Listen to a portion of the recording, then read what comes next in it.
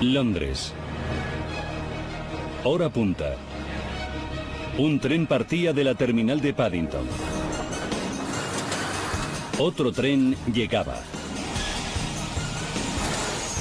El tren iba terriblemente lleno.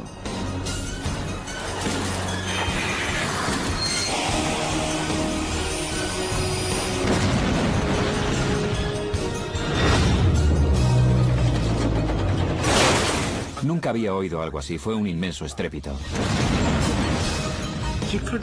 No se podían diferenciar los trenes.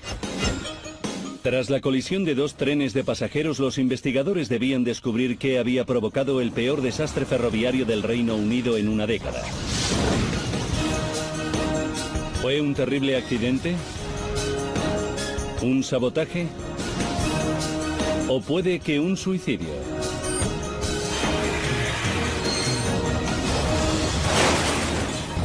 Los desastres no ocurren sin más, son una cadena de sucesos críticos. Desentrañaremos las pistas e iniciaremos la cuenta atrás hacia esos últimos segundos catastróficos. Segundos catastróficos, el desastre del tren de Paddington.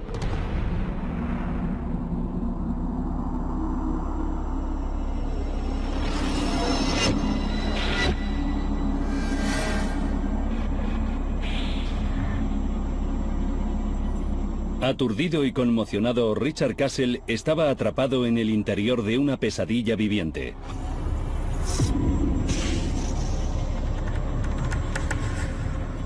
Tenía trozos de piedras y rocas por todas partes.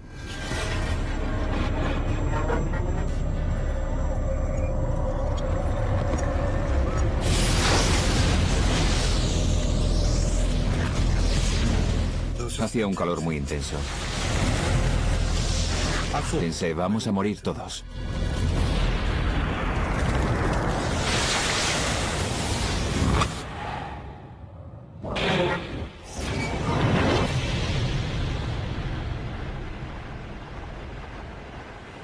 ...5 de octubre de 1999...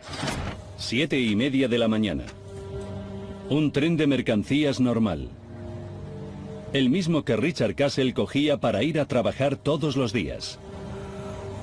Iba a trabajar a Londres desde mi casa de Strauss, en Gloucestershire.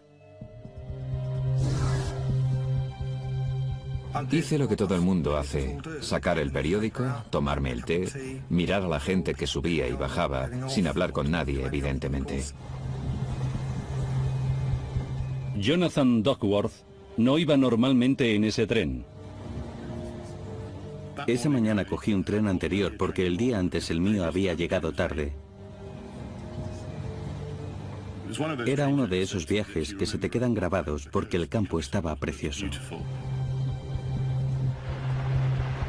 En la cabina de control del tren de alta velocidad con propulsión diésel iba el conductor Brian Cooper. Tenía más de 30 años de experiencia en la industria ferroviaria. Llevaba 421 pasajeros en 8 vagones.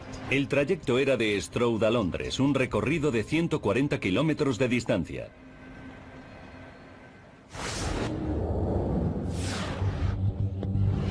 Londres.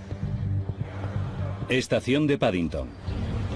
La hora punta de la mañana había empezado. El conductor Michael Hodder, que acababa de obtener su licencia, se preparaba para partir con su tren turbo de la línea Thames de 3 vagones hacia Bedwin, Wiltshire.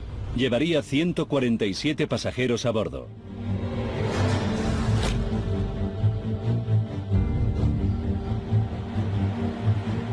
El tren de alta velocidad hacía la parada final de su viaje a Paddington en Reading, a 56 kilómetros de distancia de Londres. El pasajero Simon Bennan conseguía subir a bordo por poco. El tren iba terriblemente lleno, no había asientos, así que me quedé de pie al lado de la puerta leyendo el periódico y mirando por la ventana. 8:06 de la mañana. En Paddington, el tren de la línea Thames recibía la señal para salir.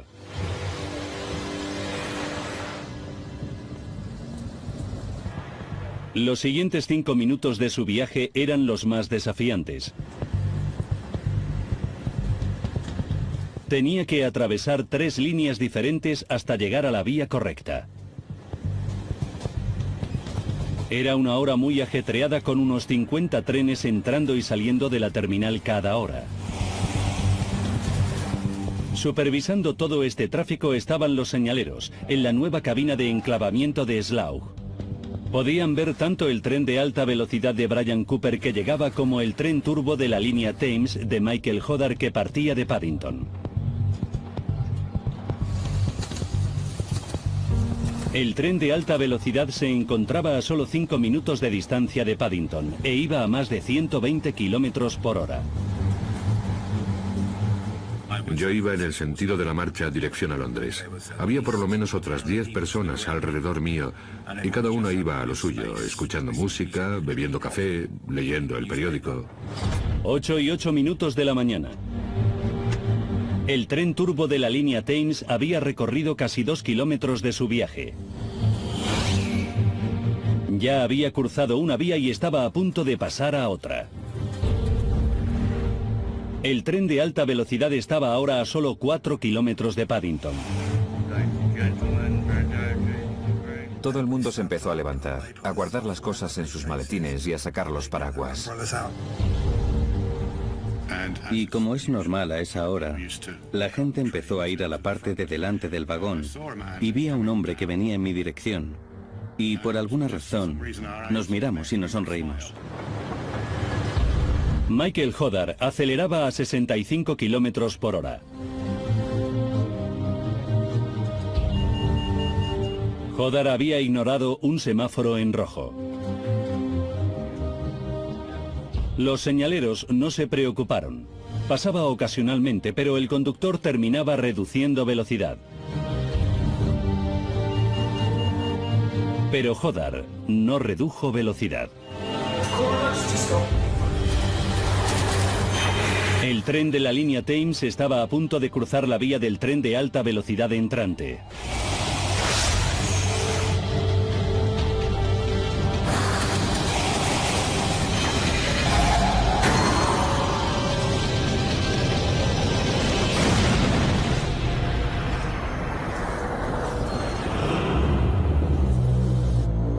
Chocaban a una velocidad de más de 200 kilómetros por hora.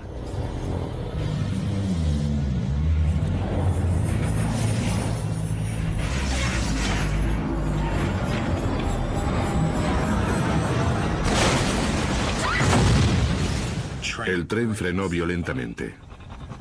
Yo recorrí más de 1 metro volando hasta empotrarme en una pared. Me estampé contra la pared de cara y caí al suelo. Nunca había oído algo así. Un inmenso estruendo. Y luego el vagón hizo una especie de pirueta. Yo no sabía qué estaba pasando, pero estaba claro que se había salido de las vías. Después, cuando el tren se empezó a mover de izquierda a derecha, pensé, por favor, no vuelques, porque sabía que si volcaba mi vida estaría en peligro. Una enorme bola de fuego envolvía los vagones. Empezaron las llamas y vi un vagón en el que la gente miraba por la ventana y parecían estatuas porque estaban pálidos y me miraban fijamente.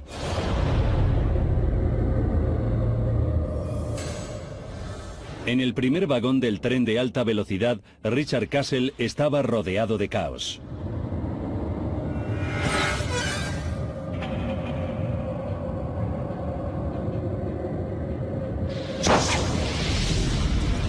Una segunda bola de fuego arrasaba su vagón. Sí, sentí un calor muy intenso. Sabía que lo que tenía que hacer era ponerme las manos en la cara para protegerme los ojos. El vagón de Simon Benham seguía en pie. Había mucho polvo, mucho humo. La gente empezó a gritar también. Eso no se me olvida. La gente no dejaba de gritar. Miré por la ventana y a no más de 4 o 5 metros de distancia vi el motor ardiendo y podía sentir el calor por la ventana quemándome la cara.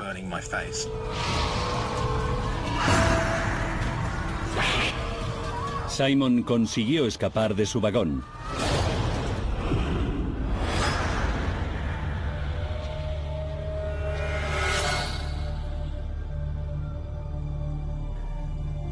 Miré alrededor y vi el tren fuera de las vías completamente de lado. Ahí es cuando me di cuenta de que era un desastre muy, muy grande. Recuerdo oír gritar a alguien. Empecé a ir hacia el tren de la línea Thames y hubo una pequeña explosión. Y los gritos cesaron, desafortunadamente. El vagón de Jonathan Duckworth había volcado.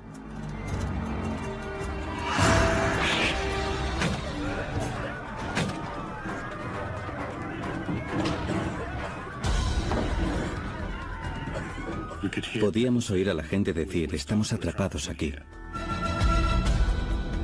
Y Richard Castle también se encontraba atrapado en el interior del tren de alta velocidad. Estaba gravemente quemado y terriblemente dolorido. El vagón estaba lleno de humo y no se podía ver nada. El otro extremo del vagón estaba ardiendo. Y el fuego se extendía hacia donde estaba él.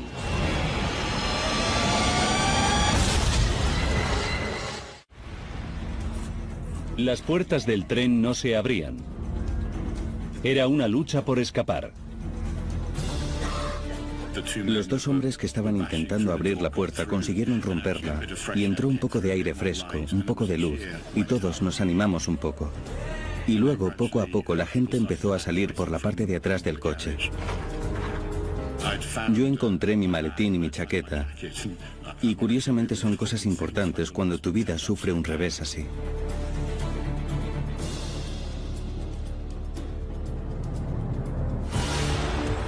No muy lejos de allí, los empleados de un supermercado sabían que algo terrible había ocurrido. Uno de mis compañeros me dijo que habían chocado 2 trenes. Y cogieron las escaleras y bajaron a los andenes a ayudar a la gente. Cogimos de la tienda vendas y ese tipo de cosas. Convertimos la cafetería en un mini hospital de campaña y empezamos a tratar a la gente. Simon Benham se unía a los afortunados aunque aturdidos supervivientes.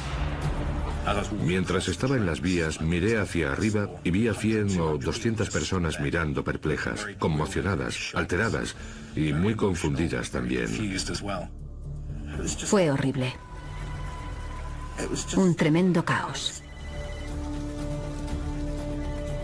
Recuerdo el olor a diésel. Bueno, ¿sabes cuando estás cocinando? Y te chamuscas un poco de pelo. Pues así, pero 10 veces peor.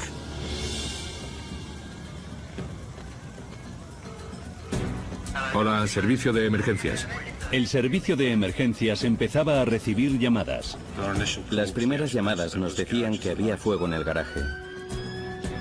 Pero en cuanto nos pusimos en marcha, vimos claramente que era algo más que un fuego en el garaje. Julian y su equipo empezaron a ver la magnitud del accidente a medida que se acercaban. Había unos 300 supervivientes con todo tipo de emergencias. Y para mí, en concreto, lo importante era poner un poco de orden en aquel caos. En el interior del tren de alta velocidad el fuego avanzaba hacia Richard Castle, que no podía encontrar ninguna salida.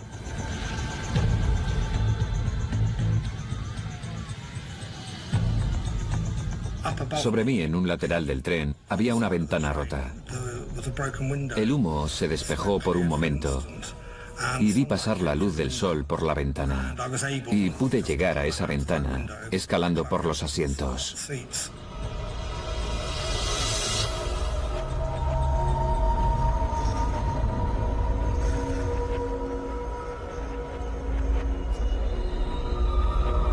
Richard Castle fue uno de los afortunados. Los 2 trenes eran una maraña de metal y fuego. Y seguía habiendo personas entre los escombros. Pero el equipo de bomberos de Julian Spooner solo tenía una manguera antiincendios. Tuvimos que tomar la decisión de moverla, de desplazar esa manguera por toda la zona para proteger a los heridos que sabíamos que había atrapados y seguían todavía vivos. Los 2 trenes.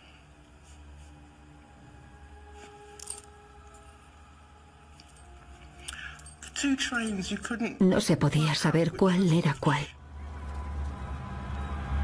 Ingrid Allenlin y sus compañeros hicieron todo lo que pudieron para ayudar a los heridos. Recuerdo a un señor mayor que tenía una herida en la cabeza y había otro señor que debía haber estado sentado detrás del motor porque estaba totalmente empapado de combustible.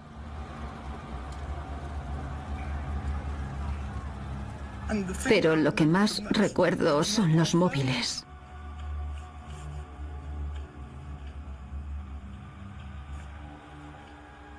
Los móviles no paraban de sonar.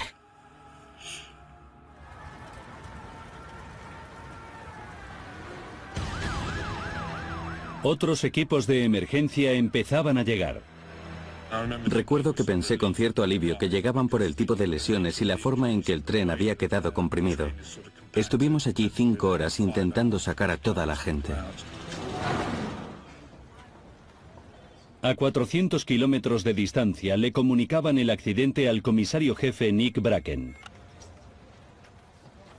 Recibí una llamada en la que me decían que el jefe de policía me había nombrado responsable de la investigación. Bracken llegaba al lugar del accidente 4 horas después de la colisión. Había 31 víctimas mortales y más de 400 heridos.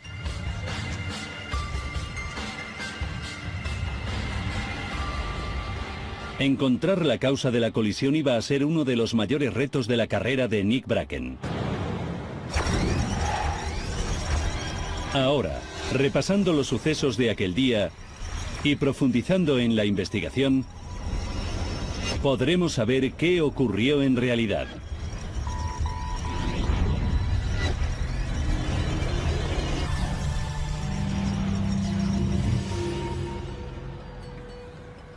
Está claro que cualquier catástrofe de este tipo se convierte en un gran rompecabezas que tenemos que intentar recomponer. Y eso solo es posible teniendo todas las piezas. Bracken sabía que había muchas explicaciones posibles. Lo cierto es que al principio hay que estudiar todas y cada una de las posibilidades, desde una acción criminal directa a negligencia, todas las posibilidades. Porque, bueno, alguien podría haber bajado a las vías y cometer un acto de sabotaje. Cualquier cosa era posible en ese momento. Las declaraciones de los testigos revelaban algo insólito respecto al accidente. Había habido 2 enormes bolas de fuego. Una envolvió a los trenes al chocar y una segunda bola de fuego, momentos después, destrozaría el vagón del tren de alta velocidad en el que iba Richard Castle. En colisiones de trenes, tener un choque y un fuego no es normal. Yo nunca había visto nada parecido, por lo que evidentemente tenía que ser investigado. ¿Fueron las bolas de fuego resultado de la colisión? ¿O fueron la causa? Los investigadores escudriñaron el lugar del accidente en busca de pistas y testigos. Encontraron una cámara de seguridad en el aparcamiento del supermercado que apuntaba a las vías del tren. Lo que vieron fue significativo. La cámara estaba enfocada justo al lugar del impacto de los trenes. Sabíamos que el fuego había sido instantáneo por las imágenes de la cámara de seguridad, pero teníamos que averiguar por qué se había producido. Nick Bracken requirió los servicios de especialistas para poder esclarecer la causa de la primera bola de fuego. Entre los líderes del país en investigaciones de accidentes está el Ejecutivo de Salud y Seguridad. Se le asignó el caso al investigador especializado en incendios, Phil Hayes. A veces se producen incendios ferroviarios. En este caso el fuego era mucho más importante de lo que la gente estaba acostumbrada a ver. Era crucial determinar qué había podido causar tal incendio. La investigación tenía que centrarse en diferentes cuestiones.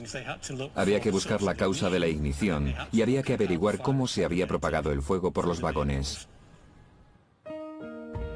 Analizando las imágenes de las cámaras de seguridad de la primera bola de fuego, los investigadores encontraron pruebas decisivas. Calcularon que alcanzó por lo menos 22 metros de altura y se extendió muchos metros a lo largo de los vagones. En total, los dos trenes llevaban casi 5.000 litros de diésel en diferentes depósitos de gran tamaño. Pero a diferencia de la gasolina, el diésel líquido arde con dificultad. Por eso, Phil y su equipo tenían que averiguar si la dinámica de la colisión pudo haber creado la bola de fuego. El tren turbo era un tren con revestimiento de aluminio. Su peso total sería de unas 100 toneladas. El tren de alta velocidad era un tren mucho más pesado, puede que de aproximadamente unas 400 toneladas. Cuando chocaron, el tren turbo, que era mucho más ligero, sufrió casi todos los daños. Su primer vagón quedó destrozado y el techo se desprendió. El depósito de combustible del compartimento del motor del turbo quedó destrozado debido al tremendo choque frontal que hizo que todo el tren retrocediera. Pero comprender el origen del diésel durante el impacto seguía sin explicar la bola de fuego. Phil sabía que el diésel líquido no arde fácilmente. Pero el diésel en forma de vapor es diferente.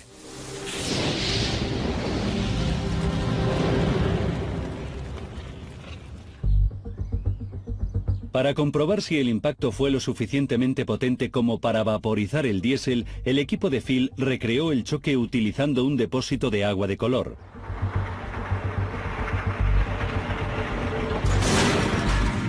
El diésel se vaporizó al instante. Cuando el compartimento del motor retrocedió por el choque, se produjo un impacto en el depósito de combustible. El depósito de combustible quedó comprimido y el combustible salió debido a la presión. Y creemos que eso es lo que provocó la nube de diésel. Para que ardiera la nube de diésel se necesitaba una chispa. Había trenes eléctricos impulsados por cables elevados que también utilizaban estas vías. La línea elevada de 25 kilovoltios sufrió daños por el impacto y por tanto debió haber descargas eléctricas.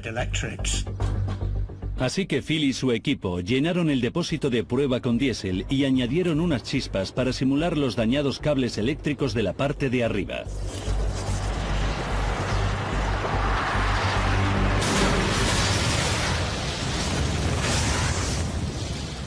Teníamos aproximadamente 300 litros de diésel en el depósito de prueba. El depósito se rompió por la presión, como pensábamos, y el combustible empezó a arder, produciendo una bola de fuego de un radio de unos 9 metros.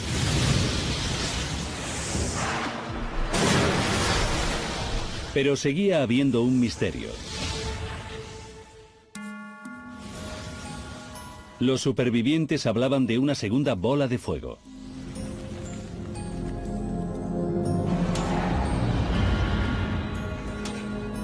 Phil y su equipo tuvieron que volver a revisar un mapa del accidente que habían trazado al llegar al lugar del siniestro. Estuvimos casi una semana en el lugar del accidente, analizando todo tipo de restos, fotografiándolos y localizándolos en un mapa para poder tener una especie de patrón de restos. El depósito de combustible del tren de alta velocidad se encontró a muchos metros de distancia del compartimento del motor. Lo que creemos que ocurrió es que el depósito se desenganchó de su montura. También se debió romper parcialmente por el impacto. Y salió disparado, dispersando todo el combustible que llevaba adentro. Pero si este depósito de combustible salió disparado, ¿cómo pudo provocar una bola de fuego en el interior del vagón? En ese momento las ventanas estaban rotas por el impacto y gran parte del combustible había salido del depósito del tren de alta velocidad. Por tanto, ese combustible fue lo que provocó la bola de fuego. Esta extraña y fatal combinación de sucesos había provocado uno de los peores incendios ferroviarios que se habían visto nunca. Estaba claro que el incendio fue resultado directo de la colisión, no la causa. Y dicha causa seguía siendo un misterio.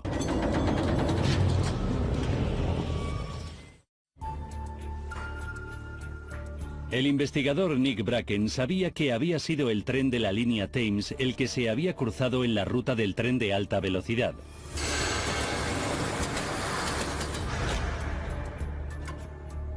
Por eso centró su investigación en el tren turbo.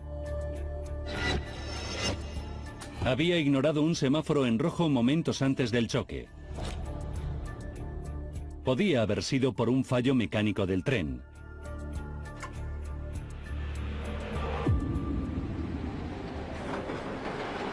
El tren turbo estaba equipado con un sistema de alerta automático diseñado para evitar que los conductores se saltasen semáforos en rojo. Al llegar a un semáforo en rojo, se activa una alarma y suena un pitido. Si el maquinista ignora esta alerta y no frena, el sistema automáticamente activa los frenos del tren. Para determinar si Hodder recibió o no esa alerta, Nick Bracken sabía que tenía que conseguir una pieza esencial que debía encontrarse entre los restos. Era crucial intentar encontrar la caja negra del tren, que es muy parecida a la de los aviones. ¿Y qué nos podía decir la caja negra del viaje del tren de la línea Thames? La recuperación de ese grabador de datos y su interpretación iba a ser fundamental. La caja negra registra todas las señales de aviso emitidas por el sistema de alertas automático y las respuestas del maquinista. Fue encontrada entre los restos, pero estaba muy dañada. Decidí que era mejor intentar recuperar esos datos con la ayuda de los propios fabricantes de la caja negra. El grabador de datos fue enviado a Italia para ser analizado, lo que llevaría un tiempo. Nick Bracken se centró en el sistema de frenos del tren de la línea Thames.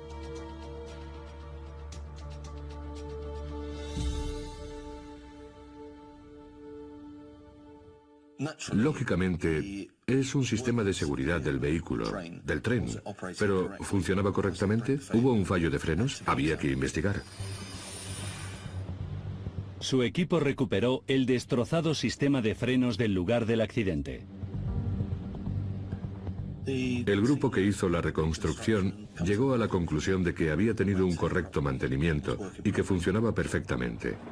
No había sido un fallo mecánico.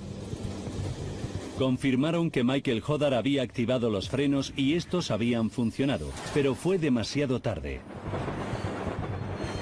Debió hacerlo en el último momento, al ver de frente el tren de alta velocidad.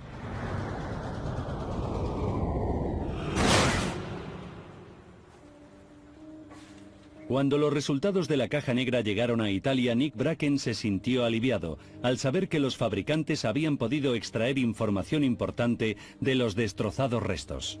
Se confirmaba que el sistema de alerta automático de Hodder funcionaba perfectamente y también se confirmaba que había frenado. Mostraba que el conductor había ignorado diferentes señalizaciones, que el sistema de alerta se había activado y que las acciones del empleado habían sido apropiadas. No había habido fallos. Pero los datos indicaban algo más. El sistema de alerta automático tenía un fallo de diseño. El sistema de alerta no distinguía entre un semáforo en rojo y uno en ámbar. El sistema de alerta automático solo avisaba al maquinista de la existencia de señalizaciones. Dependía del conductor comprobar si era un semáforo en ámbar y seguir, o en rojo y parar.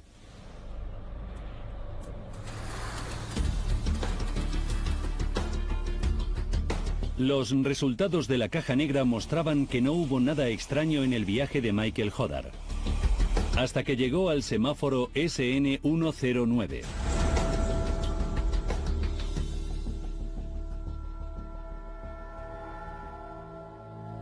Al aproximarse al semáforo, el sistema de alerta se activó. Y él lo reconoció y actuó. y siguió adelante. Pero el semáforo SN109 estaba en rojo. Debió haber detenido el tren en lugar de ignorar la señalización. Y el grabador de datos reveló una espeluznante sorpresa.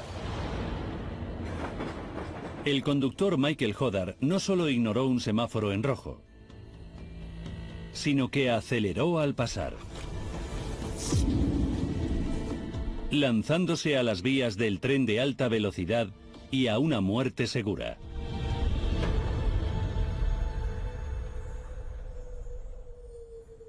Evidentemente, había ocurrido algo.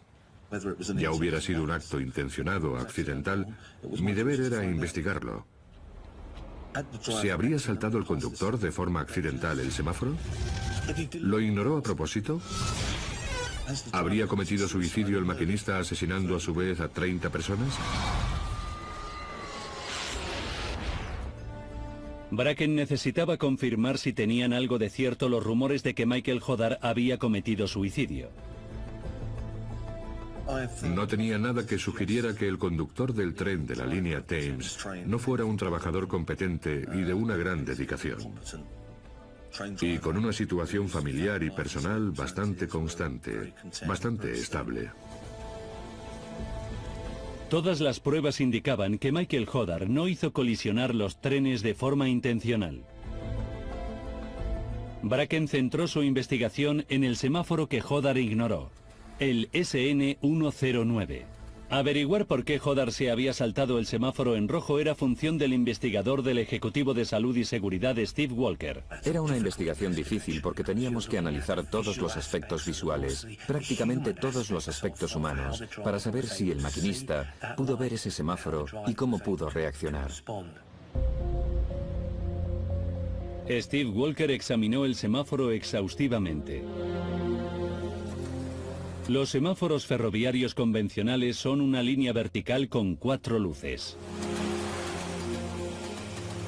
Pero el SN109 era diferente. El semáforo tenía forma de L al revés, y la luz roja estaba al final de la L, lo cual es muy extraño. No es una forma normal de semáforo en el sistema ferroviario británico.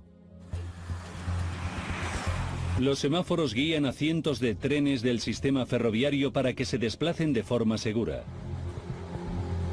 Es crucial que los conductores entiendan sus indicaciones nada más verlos.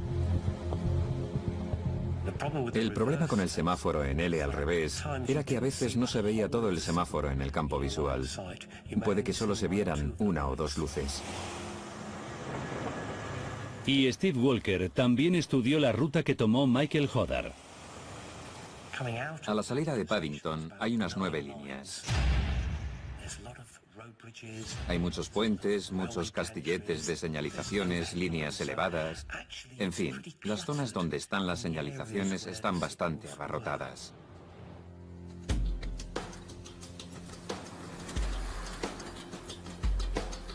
La ubicación del SN109 tras un puente y sobre un castillete de señalizaciones, junto con su insólita forma, hacía que fuera difícil de visualizar. Llegamos a la conclusión de que el semáforo SN109 era un semáforo de difícil visualización para el maquinista. Pero Hodar no se dio cuenta de que había cometido un error. Es muy probable que pensara que el semáforo estaba en ámbar y que por tanto podía seguir. Y por eso aceleró. Sin embargo, quedaba sin aclarar cómo Hodar pudo pensar que un semáforo en rojo estaba en ámbar. Hay un fenómeno muy conocido entre los maquinistas de tren llamado señal fantasma. Siempre existe la posibilidad de que la luz del sol refleje en el semáforo y cree una señal fantasma. Steve Walker decidió enviar un tren de prueba a la misma ruta, exactamente en el mismo momento del día en que el tren turbo de la línea Thames pasó por el semáforo SN109 y comprobó que había destellos de luz solar sobre las luces de la señal. Y los colores eran más débiles de lo que nos esperábamos. El día del choque era una perfecta mañana de otoño. El sol estaba bajo y brillaba por detrás del tren de la línea Thames. Su luz se reflejaba en el semáforo que quedaba parcialmente oculto por el puente de la carretera y los cables. Las pruebas sugerían que Hodar creyó que el semáforo estaba en ámbar y no en rojo. El ámbar hubiera significado que podía seguir, por lo que hubiera podido acelerar.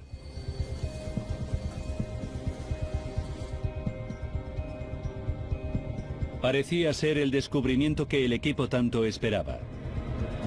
El semáforo SN109 era la causa del choque.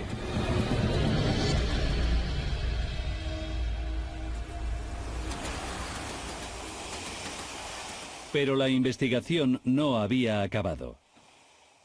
Teníamos 3 escenas de crimen fundamentales. La propia escena donde se había producido el accidente. Las señalizaciones del trayecto. Y también la cabina de enclavamiento de Slough. El equipo de Bracken se centró en la cabina de enclavamiento y descubrió que la colisión se pudo haber evitado. En una emergencia, los señaleros pueden enviar un mensaje de parada directamente al maquinista y tienen la autoridad de cambiar señalizaciones. Pero los investigadores hicieron un inquietante descubrimiento. Había habido un retraso fatal. Si no se hubieran perdido una serie de segundos antes de cada acción, es posible que el tren hubiera podido parar.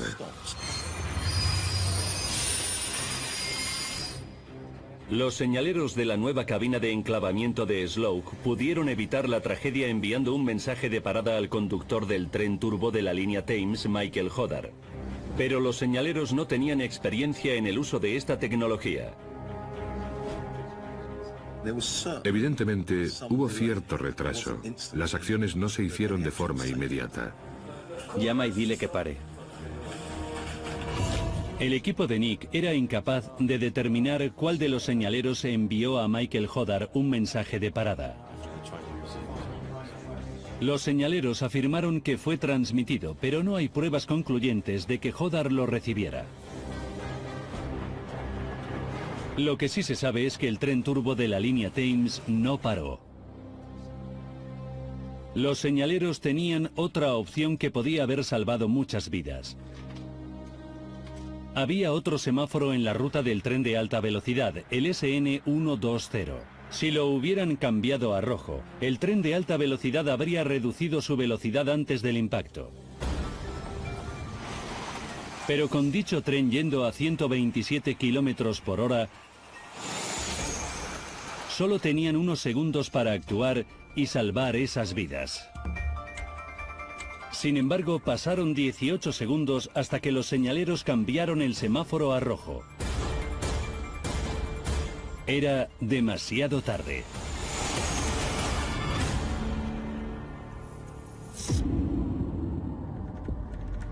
La oportunidad de cambiar el semáforo a rojo para el tren que se aproximaba a Paddington se perdió. Si la acción hubiera sido inmediata y no hubieran dejado pasar 15 o 20 segundos, ese tren habría empezado a frenar y evidentemente habría reducido su velocidad. Y una velocidad menor en el choque habría tenido unas consecuencias menos serias. Se habían perdido las últimas oportunidades. Transcurrieron segundos vitales antes de que enviaran un mensaje de parada al conductor del tren turbo, Michael Hodar. Y cambiaron el semáforo SN120 a rojo demasiado tarde para que el tren de alta velocidad pudiera parar. La tragedia era ya inevitable. Y ahora podemos repasar los sucesos de esa mañana para mostrar por qué se produjo uno de los peores desastres ferroviarios de la historia del Reino Unido.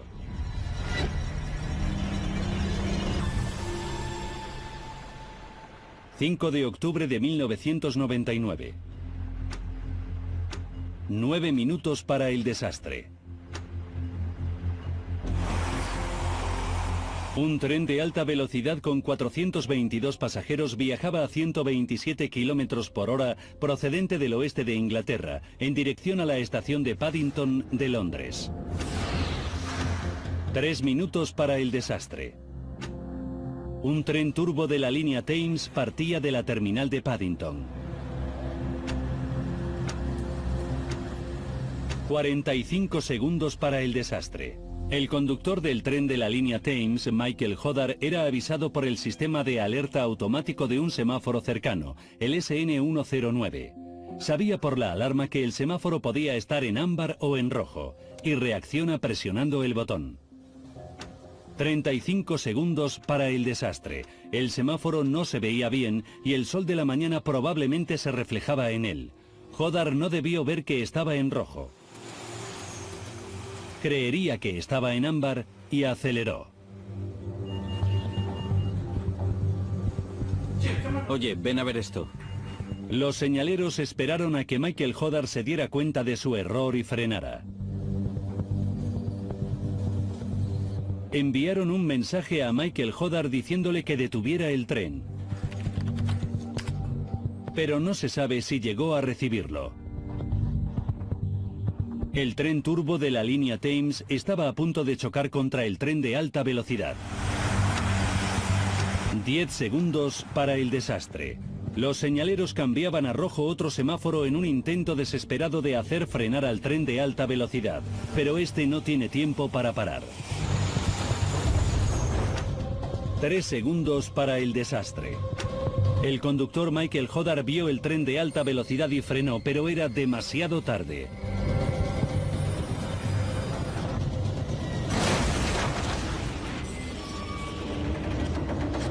El tren de alta velocidad embistió al tren de la línea Thames, aplastando su depósito de combustible.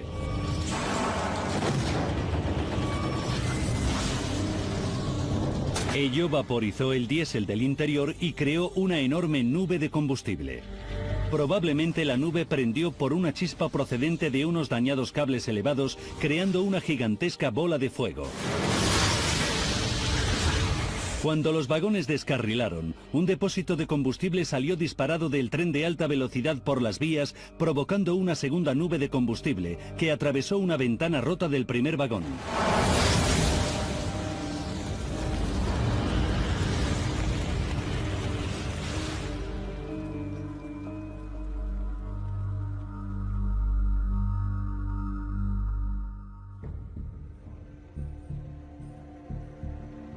Evidentemente, hubo una investigación oficial y una acusación por parte del Ejecutivo de Salud y Seguridad. A Network Rail, la operadora del semáforo SN109, le impusieron una multa de 4 millones de libras por negligencia. Y a la línea Thames le impusieron otra de 2 millones de libras, por no dar al maquinista del tren turbo, Michael Hodder, la formación apropiada en cuanto al problemático semáforo SN109. No se encontró responsable a Michael Hodder.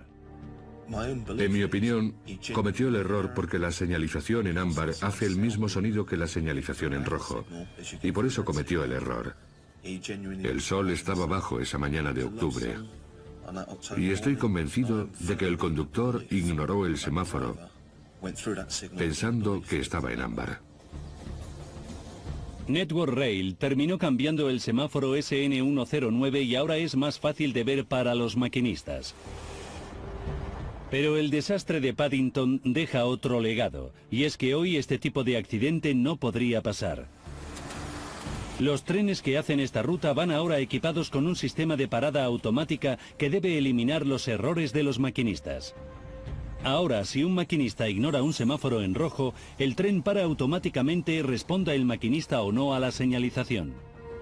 Pero la mañana que terminó en tragedia será siempre recordada por los que estuvieron allí aquel fatídico día. Tienes sentimientos de una enorme culpa. Quieres pedir disculpas por sobrevivir. ¿Por qué sobreviví en lugar de morir? El hombre al que sonreí, que iba hacia la parte de delante del vagón, murió. Así que fue muy triste. La gente me pregunta por la luz del sol que vi entrar por la ventana, como si tuviera algún significado espiritual. Y no puedo contestar a eso, pero lo que sí sé es que si esa luz no hubiera entrado, yo no hubiera podido salir del tren.